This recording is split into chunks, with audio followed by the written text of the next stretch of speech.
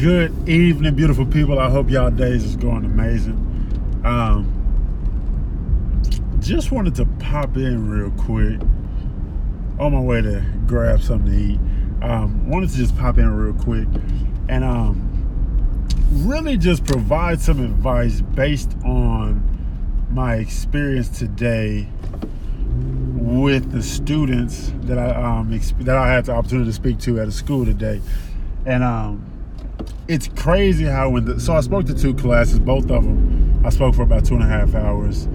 And today really blew my mind, and something with the second class really caught my attention. I recognized that a lot of the pain that these students were experiencing really came from the same source. And because of that, and I noticed and recognized what the source was, I just want to provide some advice in thought and consideration of the generation coming behind us. Stop having sex if you don't want to take care of your kids. All right, like point blank period. Too many of the kids that I dealt with today are having issues with their life, confused about life, feeling defeated, feeling less than, feeling worthless, feeling unimportant, feeling not like a gift, feeling not like a blessing, and feeling like a burden, feeling worthless, and feeling like nothing. Simply because they were birthed by parents that didn't want to be parents. They were both birthed by two individuals that did not want to take on the responsibility that came with the consequence of having sex. And it blew my mind to let them know. It blows my mind that the only reason God blessed us with sex is to be fruitful and multiply. All these kids telling me they daddy, majority of the kids said my daddy ain't there. A lot of them said my mama ain't there. Some of them said my life, my relationship with my mama, my relationship with my daddy is horrible. And it blows my mind the amount of kids that I talked to today that said that their parents told them they was a mistake. I don't get that. And the reason I don't get that is because if sex was created so you can have kids, then how are the kids that come from you having sex a mistake when that's what's supposed to happen? That does not make sense to me. How are you mad and upset at your child because they came into this world without asking to be? They didn't ask to be birthed by you. Let me try to get y'all some real quick. Oh well. Y'all can hear me. That's all that matters. The kids that I spoke to today, none of them asked to be in this world. None of them requested the parents that they had. And it is not fair to these kids out here that they have parents that's sorry, that's trash, that's immature, and that don't want to be responsible for stewarding the blessing of these kids properly. So because of that, stop having sex. Point period. First off, if you ain't married, you don't need to be having sex. No way. That's one thing. But second, if you having sex, don't be mad if you have a child. That's not the child's fault they came. They're the blessing. The child is the gift in the situation. You can't be mad at a kid for being birthed into this world, in a situation, in your life, the way that kids are supposed to be born. You can't be mad at the child for that. And you crazy and out of your mind if you are.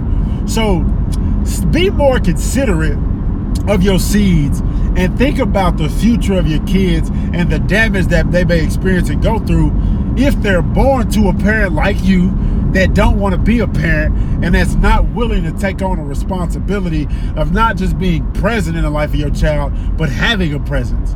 It makes no sense to me the amount of young ladies that stood up today in my class and said, hey, this is my problem. I don't feel like I'm enough. I feel like this. I feel like that. Who made you feel like that? My parents made me feel like that. Who specifically? My daddy. What did he do to make you feel like that? He's not there. Break down crying. It makes no sense the amount of tears that I experienced today. It makes no sense the amount of kids, young ladies that broke down crying in my class saying, I'm by myself. I'm alone. I don't have anybody. I don't have anybody. My mama ain't there. My daddy ain't there. I don't have anybody. I take care of myself. Or I've been living with my sister the past 10 years because my daddy didn't want me and my mama didn't want me either. So my mama dropped me off to my sister so that she could take care of me. My mama calls me and asks me about my sister. Don't never talk to me or ask me about anything. Don't pay for nothing in my life. Don't check up on me. Nothing. That makes no sense to me. So I need all of y'all to do the future society of the world a favor and stop having sex, bro. Like, keep it to yourself. If you ain't gonna take care of your kids, stop having sex. If you ain't married, stop having sex too. Like that, you out of place, you out of line. Like, it blows my mind. Now, this is outside of my experience today with my kids, with the kids that I was working with, but it blows my mind the amount of clients that I work with that are damaged because they had sex, and they're mad that they damaged because they had sex when you chose to create a soul tie to somebody that wasn't committed to you. Like, it makes no sense. It blows my mind the amount of women are in relationships frustrated because they've been in a relationship 2, 3, 4, 5, 6, 7 years with a guy who won't marry them when y'all live together and he banging buns. For what? What is the incentive for him to put a ring on your finger? He getting the buns, y'all live together, he's saving money, y'all splitting all the bills. Why would he commit to you if he already getting the goods and he's already, basically, you already been treating him like a husband and he ain't nothing but a boyfriend? Why? You can't be mad. Like, we gotta stop getting mad at the situation that we put ourselves in. That makes no sense. Like, stop it. Like, stop it. You said yesterday, right? So as adults, right? As adults, we got to love ourselves enough to be responsible. We got to love ourselves enough to handle and take care of what needs to be handled and take care of. We have to love ourselves enough to say, you know what? Let me not be so selfish and only think about my feelings, my emotions in this moment. And let me think about the people, the generations that's will come behind me. Is the decision of having sex in this moment beneficial for my future kids? Is this decision of having sex beneficial for my nieces and nephews coming behind me? If I were to get pregnant, would this relationship with this person be beneficial, even though I don't see a future with this person? Like, it blows my mind how many people have sent my wife and I emails talking about, I'm in this relationship, going through this, going through that. What should I do? I never saw a future with this person, but I'm here. Why you acting stupid then? Like Brown on another level today. Like, today, I'm irritated today. I'm low-key pissed off today because today really bothered me. Like, we as people got to do better. Like, there is no excuse for you to be a trash parent. Point blank period. There is no excuse for you to be a trash adult. Yes, mind you, I understand that as people and as parents, we oftentimes love our kids the way that love was defined to us. We oftentimes parent our kids the example of parenting that we were given. But at the same time, bro, if you 30, 40, 50 years old, you should have been had a conversation with somebody to sit down and say, yo, I think I'm doing this parenting wrong. I ain't got no relation with my kids. We don't talk to each other. They don't want to talk to me. They don't want to be around me. I need help. Like, come on, y'all. We got to do better. Like, we really got to do better. Like, really got to do better. Because what you don't understand is that people are watching you. And all you doing is passing down your pain, passing down your immaturity, passing down your insecurity, and every negative thing that's connected to you simply because you choosing to make decisions based off of the way that I feel in this moment. Like, the way that you feel in a moment. Like, that's not what's up. Like, that's not what's up at all. Jesus, I thought I left my wallet. So that's that. Wanted to say that. Had to get that off my chest. Really got upset and pissed off at the school today because all these young people were talking about my daddy ain't in my life, my mom ain't in my life. I feel rejected. I feel unloved. I feel unworthy. I feel like a burden. I don't feel like I need to be here. I battle with suicidal thoughts every day. I don't know how long I'm like, no, bro, that don't work like that. Hold on one second, y'all. I'll pause this. Oh, my bad, y'all. Pause it too long. Angie, me too. I needed this right here. I teach middle schoolers. Yo, and middle schoolers, one thing I recognize, so I love speaking at schools, but I like high school, speaking at high school more than middle school, because middle school kids are way more savage than high school kids. Like, I don't know what it is about maybe it's because I've worked with a lot of middle schools in the hood, but middle school kids be on a whole nother level.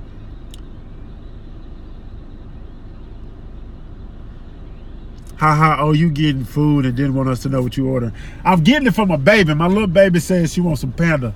Panda. So I'm getting her some rice and some chicken. That's what I'm getting. I work with EBD kids. They all have terrible. Exactly. And so for me, like, that's really my heart. I didn't know how bad I had a heart for kids that grew up in the hood like your boy. But it's like a majority of my time in the school is spent on the south side of where I live, because it's like, those are the ones, for me, like, those are the ones that are near dear to my heart. And so I invest in them so much because I understand the environments that they're growing in, and I understand the limitations that you will have mentally growing up in that environment. So I said, yo, let me go invest in my people. Let me go invest in my brothers and sisters that's growing up in this same type of stuff that I'm going through. I missed the start. Did all of this come from an email you received? No, All Smiles is here. All of this came from me speaking at a school today. I taught to 2 classes for 2.5 hours each, and I was frustrated. I got pissed off because of the amount of kids that said that they don't have a parent, that said they don't have no parent in their life. And because of that, hold on one second, y'all. I appreciate y'all for letting me pause, y'all. But yeah, got frustrated with that, sis. So that's what that is.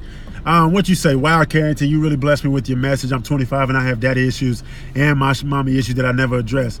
Literally balling right now and don't know what to do. Let me tell you what to do, sis. You sit down, you look yourself in the mirror, and you love on yourself and you affirm yourself until you get all the feelings, thoughts, and emotions out. This is what I need you to understand, sis. Your parents not being in your life had nothing to do with you. It was not your fault. It's nothing wrong with you, right? It's nothing wrong with you. And so because of that, my bad, didn't mean to do that. Like, it's nothing wrong with you. And so what I need you to understand is this. You're the blessing, you're the gift, okay? And because of that, I need you to walk in who you are confidently, 100% wholeheartedly. All right, there is nothing wrong with you. And a lot of times, this is one thing I want you to get is, a lot of times God does not allow our parents to be in our life, whether it's one or the other, or even both of them, because God knows how bad, how messed up they are as people. And God knows that if he allowed them to raise us, we'd be just as messed up as them. And you so special to God. God said, even though this may hurt her, right? Even though this may hurt her, I'm not going to have them in her life just so she don't be as messed up as they are. Listen, sis, once again, you the blessing. And what you have to do is, you have to be for yourself exactly what you desire for your parents to be for you. If that makes sense. Like, you be for yourself what you desire for your parents to be for you. Like, hold on one second, y'all. All right, I'm back and I got the food. So I got like a 15-minute drive. So we good for the next 15, all right? But yes, sis, you'd be surprised how many people have daddy issues and mama issues that are unresolved. But the reason why they're so unresolved, because we have nobody as people. Individuals do not know what a real relationship or friendship looks like, an authentic and genuine relationship looks like. And because of that, most of us don't have people that we can trust with our truth. Most of us don't have people that we can trust with our transparency. And because of that, we keep stuff to ourselves and we keep it bottled up. But then on top of that, a lot of times we don't see the effect of our mother wounds and our daddy wounds in our current situation. Like, a lot of us are living life in pain and expressing our wounds in different types of ways, and we don't even recognize it. Like, we need people on the outside to let us know, yo, you tripping. Like, I don't know if you knew this, but you do this, and this, and you might want to get that checked out. So listen, sis, cry it out. Get them tears out. Don't be ashamed of your upbringing. Don't be ashamed of what happened to you.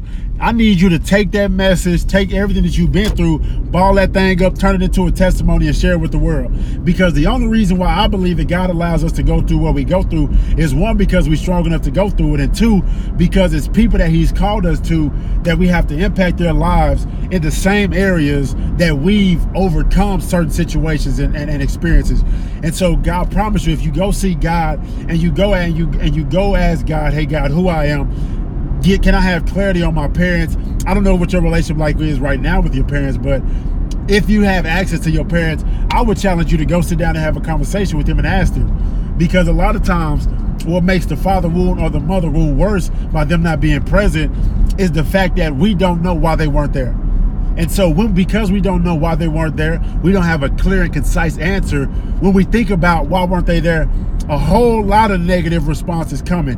And the beauty in going to have that conversation with them is, whether they say, I didn't want you, or whether they say, I wasn't ready, you know the truth. So because you know the truth, in the future after that conversation, multiple negative thoughts and ideas and beliefs won't come to you, because you will at least know the truth. And it's better to know the truth than to not know it all and just allow yourself to be guessing. All right. So go have that conversation if you can have it, sis. I really needed this right now. My God sent.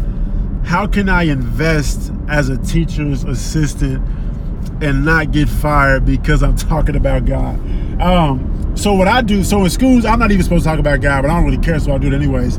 But so what I do initially is, when I talk about God in schools, I always say, I'll say, if I'm making if I'm talking about something or using an analogy or quote a scripture, I'll just say a phenomenal book that I read says this, boom.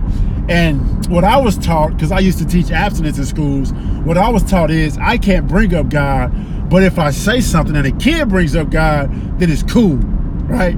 So they can't fire you if you say something.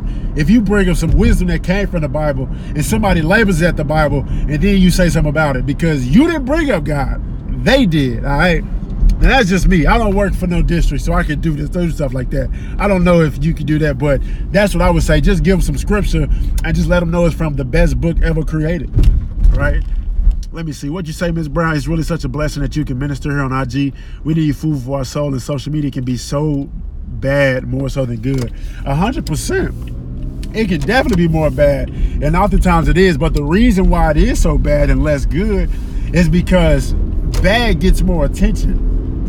The trash stuff gets a lot more attention. Like conversations like this, information like this, it won't get a whole lot of attention because most people care more about looking like they good than actually being good.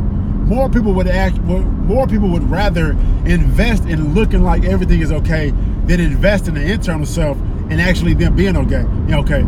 Y'all would be surprised how many people, look, I've done hundreds, maybe even 1,000, no, definitely a couple hundred consultations with people. Like, I do free 15-minute consultations. Y'all would be surprised how many people I've done 15-minute consultations with and let them know, hey, I have, I like to do weekly check-ins with my clients. Originally, my 30-minute check-ins are $65, but I have a special going on. Like at this moment, I have a special going on where you can book 4 30-minute sessions, weekly sessions in a row for $160 total, right?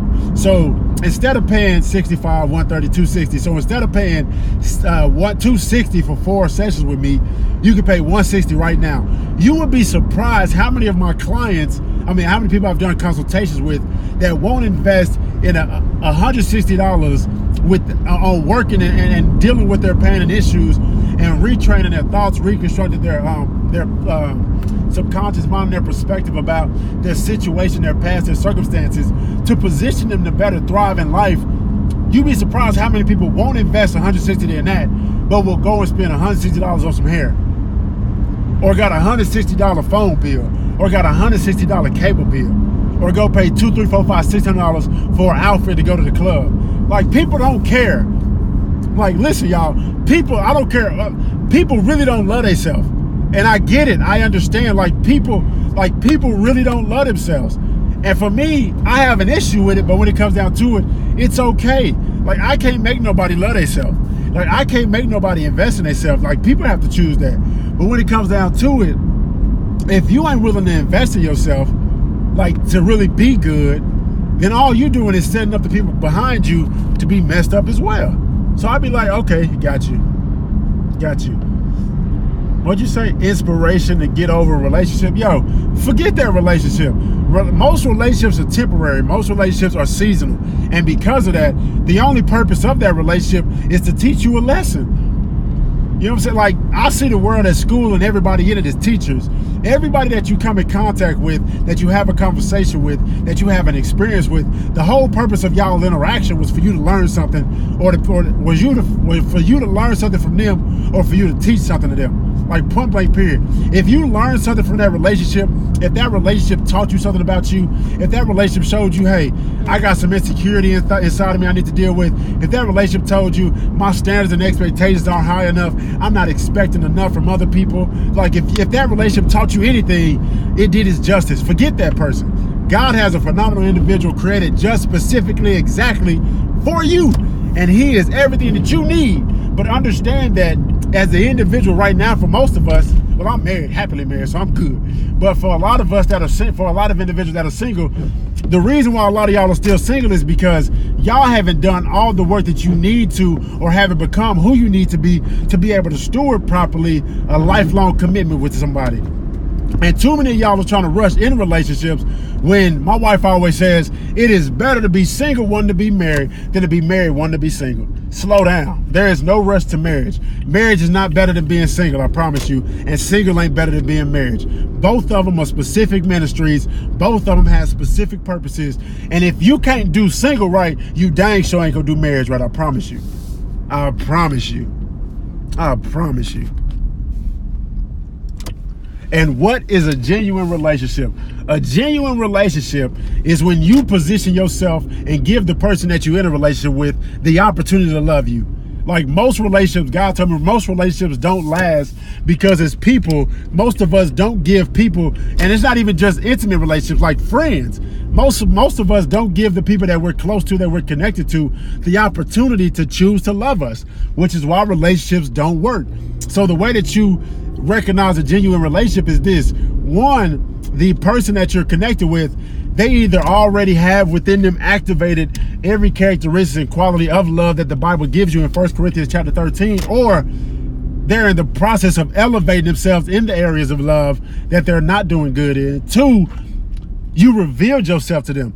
Like you showed them who you were. Like you was like when I say butt naked, I ain't talking about physically, but spiritually, mentally, emotionally, you've been butt naked in front of this person. You said, this is me. This is who I am. It is what it is. That's a good light. Wait a minute, Lord. That's a good light. So you showed them exactly who you were. They know your past. They know what you've gone through, what you've experienced, what you've been through. And through all of that, through all of the information, they still chose to stay. They still chose to be there. That's a genuine relationship, right? But a lot of us ain't gonna experience genuine relationships simply because we ain't genuine in these relationships. I was working with a client and she was telling me about how in her friendships, she don't have a lot of accountability. Like none of her friends she can't trust anybody in her circle to really get on her head and be accountable for her like she needs. And then we also talked about how she has a fear of rejection, and because of that, a lot of times she fakes who she is in order to connect with certain people or be in specific relationships. Well, it makes a lot of sense. So many of us are faking who we are in order to attract specific people that when we connect with these specific people, they're not being for us what we desire them to be because they don't know what we desire for them to because they don't know what we desire for them to be for us because we're in a relationship being fake. So you have to reach a point where you're so connected and rooted in who God created you to be that you walk in that thing confidently and you're willing to be transparent before someone, knowing that whether they accept me or reject me, I'm still phenomenal. That's what a genuine relationship look like. What up, Jake? So yeah, y'all, that's that. Yeah, all of that. That was a whole lot. Didn't plan on doing all of that, but that was a whole lot. So thank y'all so much for tuning in. If you ain't never checked out my podcast, don't even play with it. SoundCloud.com/The Winsdom Podcast, WINSDOM Podcast, where we give you the wisdom to win in every area of life. Check it out. It'll bless your life, I promise you. If you're watching this and you haven't taken advantage of a free 15-minute consultation and you know 100% wholeheartedly you got some issues that you need to deal with, stop playing. Click the link in my link tree in my bio and let's put that work in. Like y'all deserve to be free. Like all of y'all deserve to be free from all the pain, heartache, negativity that you've been experiencing and going through. Like love yourself enough to invest in yourself. Like love yourself enough to invest in yourself. And I remember, just quick side note, some people would ask me, appreciate that, Miss Cat. I hope you and your husband doing awesome. My boy Josh, hope he's doing awesome. But a lot of people would ask me, like, because I would just give all the time. A lot of people would ask me, like, Brown, why did you start? Like, man, I got stuff on my head. People would ask me, like, Brown, why did you start charging to do sessions with people? Like, why would you start charging to counsel people and to help people? This is why. Because unless you charge people to do something unless you charge people for your service, people ain't gonna value it. People don't value nothing or appreciate anything that's free. Point blank period. So because I know that and I understand that, I gotta charge you. One, because me saying yes to doing a session with somebody is me saying no to spending time with my family. And then two, I need you to value yourself enough to be willing to invest in yourself. So the information that I give you, the time that we have together, you take this information and you truly apply it. Why? Because you put your money where your mouth is. So y'all love yourself enough to invest in yourselves, all right? Miss Christina is WINSDOM. Matter of fact, let me just write it. WININSDOM podcast. Boom. That's what it is, sis. But yeah, so I'm about to go in the house, see my ladies. Matter of fact, be in the Booski. We about to go eat. And it's going to be phenomenal. So yeah, thank y'all so much for tuning in. I pray that all of y'all have a phenomenal day. Don't play with yourself. Y'all love yourselves enough to expect from life what you desire from life. And more importantly, love yourself enough to respect yourself enough to not make decisions that are not only beneficial for you, but also beneficial for the people that are coming behind you in the generations to come, all right? Y'all have a blessed and phenomenal evening. I'll holler at y'all later.